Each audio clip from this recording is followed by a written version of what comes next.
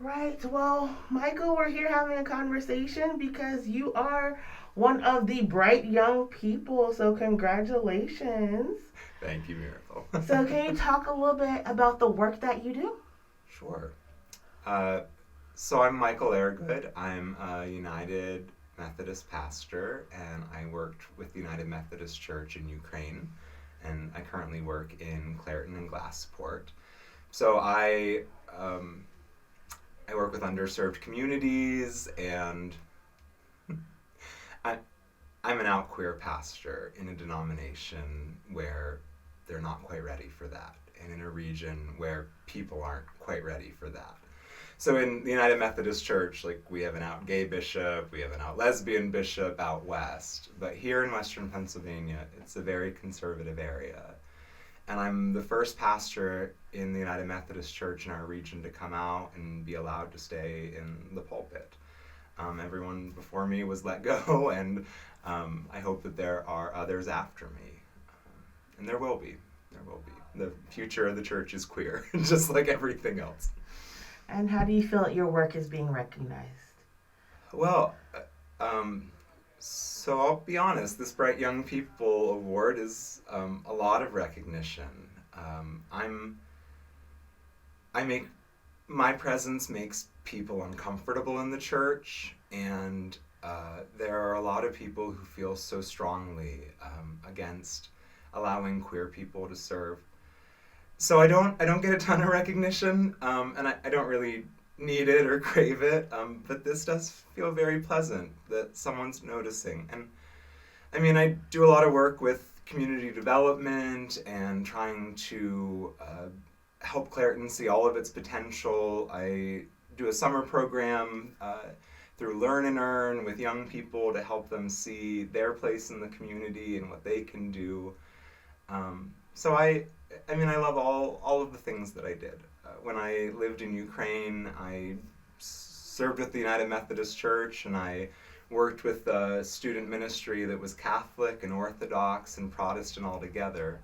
But I also volunteered with a film festival and worked with the queer community in really challenging circumstances. And I think about my Ukrainian friends a lot, these days especially, and the rights they fought for and the rights that they've earned. And I think Ukraine is going to have civil partnership laws pretty soon because of all that's going on. And so, what has been the most impactful moment of your journey so far? Sure. So the most impactful moment of my journey so far, uh, when the United Methodists gather every year, we have more than 1,000 folks, and people had put forward some really terrible, hateful anti-trans legislation. And, you know, we kind of once a year do some business meeting stuff, but I felt really strongly that I couldn't just let it pass. And so I stood up and I spoke about being a non binary person and how harmful the legislation was. And, you know, we're before the split, the most conservative folks haven't left yet. And so that terrible legislation passed. And I've seen a lot of kind of those terrible moments, but I feel very called to just being present, and I felt I really lived into that call, just to show up and to take up a little bit of space and to speak my mind and my heart. And I think it's really important that I show up as a queer person in the church and that I take up a little bit of space because I don't want us to keep pretending like queer people don't exist or like queer people don't have a relationship with God or spirituality. And so very often I've ended up in situations where I know we're not going to win. I know we're not going to come out on top at the end. But it mattered to me just to show up and just to state what needed to be stated and to say it as kindly and as ferociously as I could. Thank you so much for that. What does it mean to you to be rooted in community? Mm. So for me, to be rooted in community really means that you are in a space and you make the best of that space. When I first worked in Clareton, the church that I worked at had a parsonage out in the suburbs, and I couldn't even fathom doing that and commuting in. Like, if I'm going to work in Clareton, I want to live in Clareton. And I found that in all the communities that I'm part of, in all the spaces that I've been, we teach our young people every summer just what does your community look like, and who has the power and who doesn't, and how do you find out who's responsible for a problem or who's responsible to fix something, and what's your place in that. And I think one of the most powerful things that I've experienced, really as an outsider, working with young people in the community that I love, is seeing them understand and realize that this is their community and that they're the ones who are responsible, and that if they want to see something better, they need to make it known that the way it is isn't okay, and that together we need to do something. And I've loved seeing the young people find their space in the community. You're doing a lot of work. What inspires you to do the work that you do? Well, I mean, I'm a pastor, and so obviously, like, my inspiration really is rooted in my faith and my love for God. And, you know, I think that a lot of people, especially in the church, think that young people, queer people, that, you know, we just don't have a spirituality, we don't care about God. And I found that to be absolutely the opposite. When I'm at punk shows and in queer spaces, I have the best conversations about God. And, you know, I invite my churches to think about... Sorry, I think I want to start that over again. Go ahead. Sorry. It's pre-recorded. Could you ask the question again? You do a lot of work. Yeah. What inspires you to do the work that you do? Yes, yeah, okay. So what inspires me to do the work that I do? I'm a pastor, so obviously my faith is really central to that. The family that I grew up in was so deeply rooted, not in the church, but in the goodness of God. And I just had a mother who cared so deeply for justice and who couldn't let things go until they were made right. And I just find so much in the queer community and with young people that I interact with, just such a deep connection to their spirituality. And in the churches, you know, I work with a lot of older folks, and there aren't so many young people, and I hear a lot these ideas, you know, that young people just don't care about God, and I found it to be the exact opposite. I've really found young people so connected with their spirituality and their understanding and digging deeper and asking big questions. And as someone who pushes, you know, from a queer perspective for full affirmation, I often get accused, you know, we're changing the words in the Bible or we're twisting things, and I just beg people to go back and to look at those words that Jesus spoke. There's not an ounce of hate in them.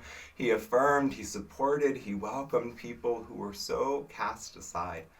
And I really believe that if the people who call themselves Christians, that if they actually went back to what Jesus said, that we'd end up so much closer to where Jesus wants us to be. And we'd find ourselves in a space where we couldn't push away anyone because we don't like their group or their personhood.